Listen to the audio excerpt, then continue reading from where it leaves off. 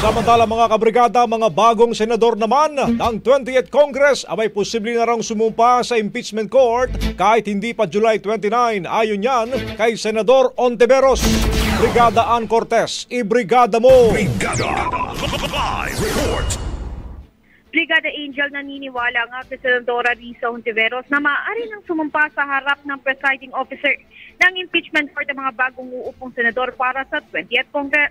Ito'y taliwas nga sa naunang pahayag ni Senate Impeachment Court spokesperson Attorney Reggie Tonggol na imposible daw itong magawa ngayon dahil hindi pa nga napapagdesisyonan kung sino mananatili o upong Senate President.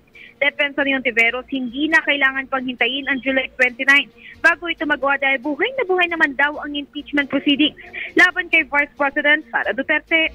Samantala, pinabalaan na naman ng senadora na nagmamala prima donna siya. Taliwas na naging komento laban sa kanya ni Partido Demokratiko Pilipino spokesperson Ferdinand Topacio.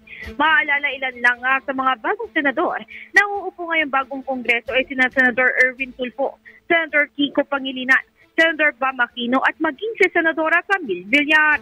In the heart of changing lives, ako si Brigada Ann Cortez ng 105.1 Brigada News FM Manila, the Music and News of Brigada Balita Nationwide. Ang bahaging ito ay hatid sa atin ng Yummy-Vit ES3 Syrup. Simulang tuparin ang pangarap ng iyong anak. And starting now,